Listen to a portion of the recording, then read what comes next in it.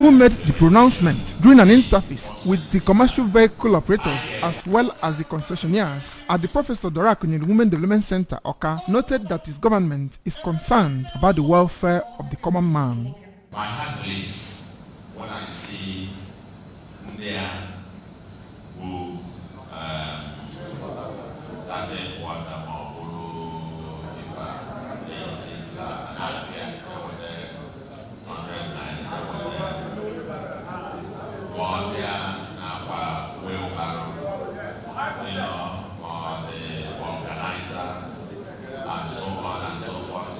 let me say, when I said that before, that going forward, that nobody in the market, in the streets, or anywhere should collect any tax, any fee whatsoever.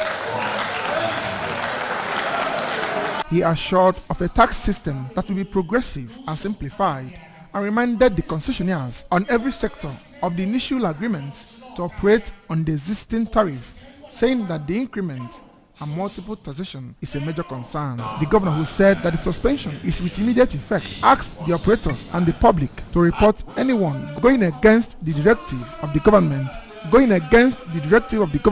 anywhere, both in the markets and on the streets, for appropriate actions. He further warned that no wheelbarrow pusher, hawkers, nor vulcanizers should be taxed anywhere in the state. This heavy-duty loading, offloading, commerce, and the produce, I think is key, these three. But I think they have already written you. I am suspended for now. We are suspending it. Can go back to the drawing board? We work out the details how it is going to work. One of the things I can work for is a system that must ensure that nobody is taxed twice. Nobody is taxed twice. Are you getting me? Because even for our life example of what has happened.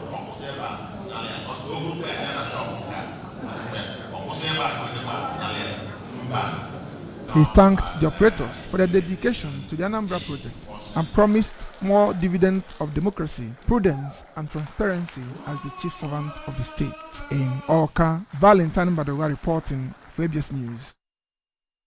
Meanwhile, Anambra State Governor Chukwuma Soludo has reduced the tax to be paid by commercial vehicle operators in the state and also made the payment to be weekly instead of monthly. The new rate has it that commercial motorcycle operators will now pay 1,000 naira per week, keke 2,005, shuttle 3,000 naira, mini truck 3,750 naira, mini bus 3,750 naira. Interstate monthly payment, or weekly rather, will be 5,000 naira weekly. Government House correspondent Valentin Badoga has details again.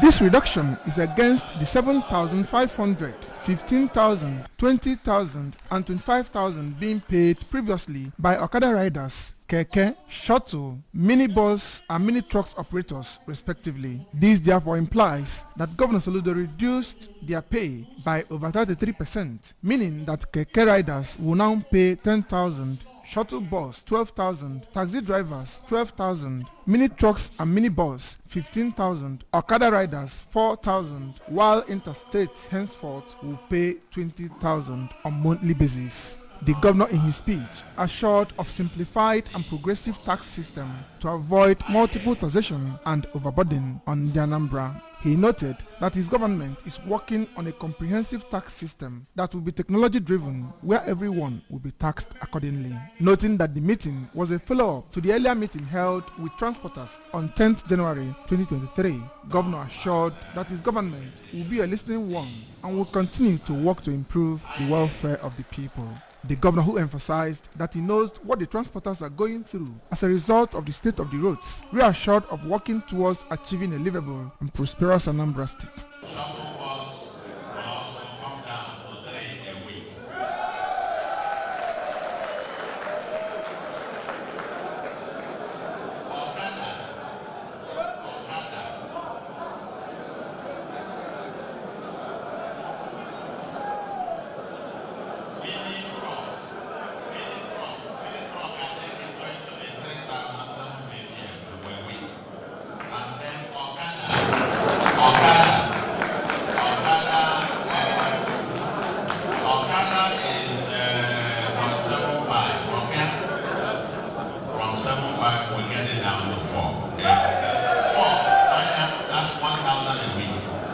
what's happening? The chairman, Anambra State Internal Revenue Service, Mr. Richard Madebo, in an opening remark, said that the objective of the government is to make Anambra State better for businesses to thrive.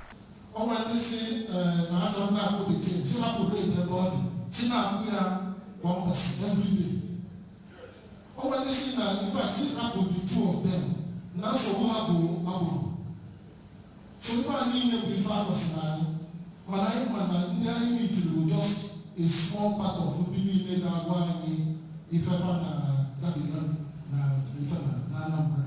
so this opportunity was can you go from more people first? Responding, the operators rejoiced at the development and promised greater cooperation and commitment to a better Anambra State. Let me first of all thank the governor for back on in December and where very road-free access to all the roads.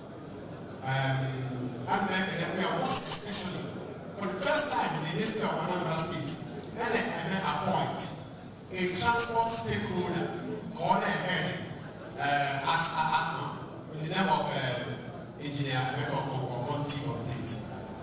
In fact, the first time we have a stakeholder, we have such ministry. The Speaker, Anambra State House of Assembly, Right Honorable Uchenna Okafor, the Secretary to the State Government, Professor Tolochukwu Lebelo, the Chief of Staff to the Governor, Mr. Ernest Ezajue, State Commissioner for Transport, Mrs. Patricia Igwebike, the Asatu Youth Leader, Comrade Ken Okoli, among other top government functionaries, attended the event held at Professor Dora Akonyele Women Development Center, Awka. In Awka, Valentine Bada reporting for ABS News. The State Commandant of Nigerian Security and Civil Defense Corps, Anambra State Command, Mr. Isdor Chikere, has described the media as an important partner in preventing crimes and criminality in Nigeria. Mr. Chikere stated this when he visited the Managing Director of Anambra Broadcasting Service, ABS, Sir Chido Obidiegu, and his management staff in Awka as part of his familiarization tour to stakeholders in the state. David Ndife has details. According to him, the NCDC depends greatly on the media to achieve success in the fight against the destruction of government-critical national assets and infrastructure, as well as eliminate quacks in the private security industry. He explained that the Act establishing Civil Defense Corps charged them, among other things, with the protection of all critical national assets and infrastructure of the government, licensing, supervision, monitoring, and training of private guards companies, in addition to eliminating the rate of illegal bunkering and dealings on petroleum products. He added that since his arrival to the state, the command has recorded tremendous success and depends largely on the media to showcase their success stories, adding that the visit was to seek areas to strengthen collaboration, especially in the reportage of command's activities to members of the public. Commander Chikere, who acknowledged the role of Anambra Broadcasting Service in driving awareness and sensitization through news and programs, thanked the ABS management for airing some of the command's achievements at no cost, while urging the media to be credible watchdogs and assist the NSCDC and other security agencies with credible intelligence to nip crime at the board. I want to solicit that let us work more closer so that the activities of Nigerian Security and Civil Defense Corps in Anambra State is made known to the public. They will know our successes, and our successes cannot be known if you don't come in, because you are the channel through which the masses get to know the happenings in the society. Responding, the MD-ABS, Sir Chido, while welcoming the state commandant and his team, noted that regular interface between the NSCDC and the media, especially ABS, would engender a better relationship among the two organizations and the broader Nigerian society. While commending the activities, Sashido assured NSCDC of support and collaboration of the establishment in its relentless efforts towards protecting life and property, as well as secure environment for business and commercial activities to thrive in the state. He expressed confidence that with the pedigree of the new NCDC boss, Anambra will be safe again, especially now that Governor Chukwuma Soludo is working tirelessly to ensure that Anambra is livable, prosperous, and secure. So we need you just like you need us. So I can assure you, and in fact, we may need to work out a program. We may need to create a program, maybe 30 minutes. You know, maybe some program where you will be, or you could be featuring. We'll have a TV program called, Security Focus. Other members of the delegation include Deputy Commandant of Anambra NCDC and Head of Private Guards Companies Department, Francis Nnadi, Head of Operations Deputy Commandant Yakubu Alada, Head of Legal Services Barrister Adedayo, and the Public Relations Officer Deputy Superintendent Okibo Edwin. The Federal Ministry of Humanitarian Affairs, Disaster Management and Social Development, in collaboration with Anambra State Government, have flagged off the federal government cash grant to vulnerable groups in Anambra State and other National Social Investment Program, NSIP. The flag-off, which took place at the Professor Dora Akunyili Women Development Center in Awka, featured the rollout of the Government Enterprise Empowerment Program, JIP 2.0, to beneficiaries of market money and trader money, as well as the launch of National Homegrown School Feeding Program and Farm to Kitchen Center. Correspondent Emmanuel Chibata has details. The National Social Investment Program is a program of the federal government under the leadership of President Muhammadu Buhari, designed to specifically give a lifting hand to many of the poorest and vulnerable citizens in the country. Flagging off the program, the Federal Minister of Humanitarian Affairs, Disaster Management and Social Development, Mrs. Sadiya Umar Farouk, said the flag off of the grant for vulnerable groups in Anambra is the President Buhari's fulfillment project introduced in 2020, aimed at sustaining the social inclusion agenda on the poor and lifting 100 million Nigerians out of poverty in 10 years.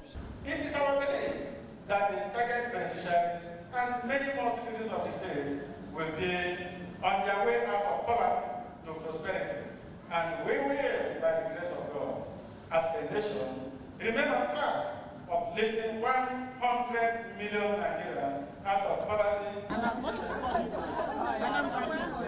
I think around the sensitization of the benefit of the program hasn't been very widespread. There's another round coming up, so I hope that people are more open, take advantage of these opportunities to scale and also to lift themselves out of poverty. In their goodwill messages, Commissioner for Youth and Sports Development, Mr. Patrick Ayamba, the Special Advisor to Governor Soludo on Innovation and Business Incubation, Lady Shinwe Okoli, the Director, National Orientation Agency, Anambra State Chapter, Barrister Charles Nwoji, represented by the Deputy Director of the agency, Sir Joseph Uchendo, the State Chairman, Civil Society Organization, Sir Chris Azor, appreciated the federal government for the empowerment program in the states. I want to thank Mr. President for what he's doing, especially in this demand community programs. He has set the goal of programs, empowered, and so on and so forth. The event attracted the Commissioner for Local Government, Chieftaincy and Town Union Matters, Mr. Tony Collins Nwabuane, Permanent Secretary, Ministry of Budget and Economic Planning, Mrs. Stephanie Kelly Uzo, traditional rulers, among other dignitaries. Emmanuel Shibata for ABS News.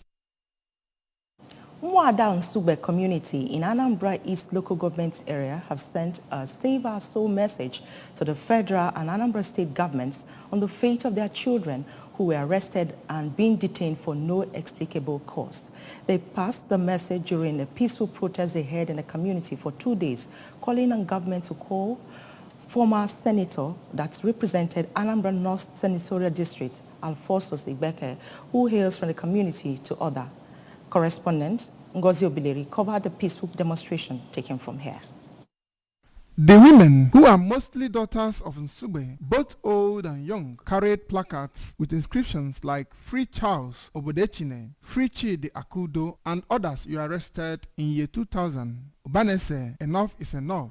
You are not the only senator in Anambra. Leave poor Nnadi village alone, among others. The leader of the group, Mrs. Eukaria Atta, alleged that Senator Ibeke, popularly called Ubanese, arrested Charles Obodechine, who was engaged by the youth of Nnadi village, where Senator Ibeke hails from, to fix their electricity problem to enable them have light like other parts of the village. Mrs. Atta, who alongside other women laid curses on the former senator, bearing the sound of the community in their hands at Okeka Izu, being the sacred arena of the community, explained that they decided to protest since they have intervened in the issue since September 2022, which Senator Ibeke allegedly turned deaf ears and said that they are giving him ultimatum to release the boys who are now men, as they were arrested when they were minors for firing firecrackers in year 2000, or they will pull the community down.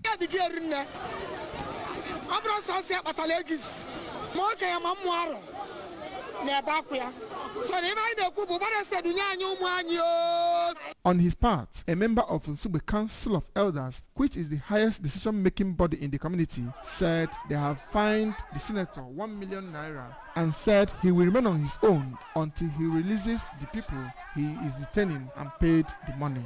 They alleged that the senator has been intimidating members of the community without resource to law and order.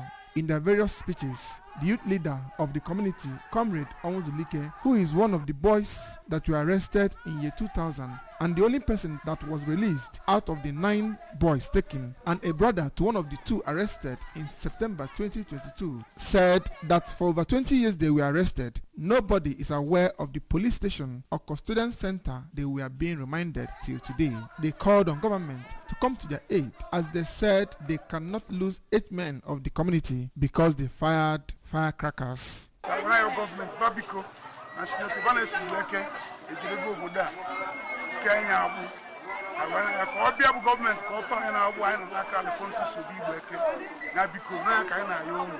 Reacting to the development through telephone conversation, Senator Ibeke said that he did not arrest anyone in the community, urging them to go to every police station in the country and search, that he has never filed any case against anybody from the community. Senator Ibeke listed various developmental programs he brought into the community even before he became a senator, alleging that someone is after his good name just to score cheap goals and destroy the peace in his community. But you have external politics, but now so this is what is happening in that town now. Although but as in Ansuba, what is Ansuba,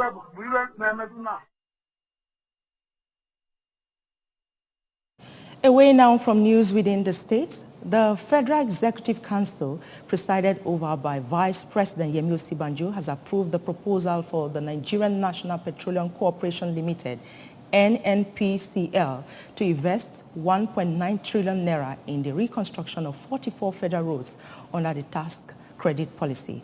Of this amount, 215.3 billion naira would be spent on South-South and Southeast roads.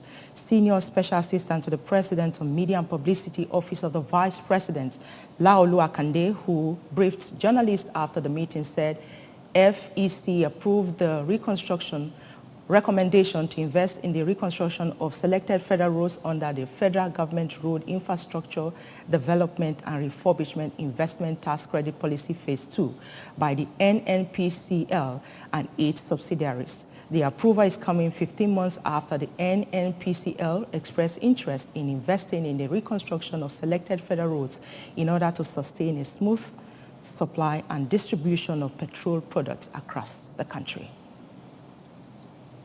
On the foreign scene, King Charles has asked for a surge in profit from 6 new offshore wind farms in the Crown Estate worth £1 billion to be used for the wider public good rather than the royal family. The royal household's public funding is based on 25% of Crown Estate profits, but King Charles wants to reduce this percentage so that more is kept for the treasury to be used for public spending. The king spoke of the pressure of the cost of living in his Christmas speech. The Crown Estate is an independently run commercial business whose profits go to the Treasury, but those profits are used as a benchmark for the level of public funding for the royal family known as the Sovereign Grants, which last year was worth £86.3 million. In sport, Jamaican Olympic sprinting champion Usain Bolt has lost $12 million in his account with an investment company, Stock and Security Limited, to hackers. The track star lawyer said they are ready to file a lawsuit if that will make it possible to recover the lost money that mysteriously disappeared from Bolt's account. According to a statement from Bolt's lawyers, the account was part of Bolt's retirement and lifetime savings. Reacting to the development, Stock and Security Limited said in a statement that it learned of the fraudulent activity by a former employee and had alerted law enforcement to the situation. It also said that it had taken measures to secure customers' assets and tightening protocols. Here is a special message. This is to inform the general public and particularly Anambra State indigents that application for direct short service into Nigerian Air Force has commenced and will end on the 30th January 2023. Interested applicants are to apply free of charge online at www.nafrecruitment.mil.ng and read carefully the specific disciplines required before filing the form. Applicants must be between 20 and 30 years of age and possess the following: credit in English and mathematics, as well as 3 other subjects related to their course of study, a minimum of second-class upper division for first-degree holders and upper credit for HND holders, NYSC discharge certificate or a letter of exemption. For further inquiry, please contact the Protocol Unit, Office of the Secretary to the State Government, ORCA, signed Professor Solo Chukwulobelu, Secretary to the State Government. That's where we draw the curtain on tonight's news. But before we go, remember that you can follow ABS from any part of the world by liking our Facebook page at ABS Radio Television. Subscribe to our YouTube at youtube.com/ABS Television ORCA. Subscribe to our Instagram at ABS Radio TV. You can also log on to our website at www.absradiotv.com. The main point again. Anambra State Governor Soludo suspended revenue collection on heavy-duty loading others. NSCDC Anambra State Commandant Chikere has visited ABS MD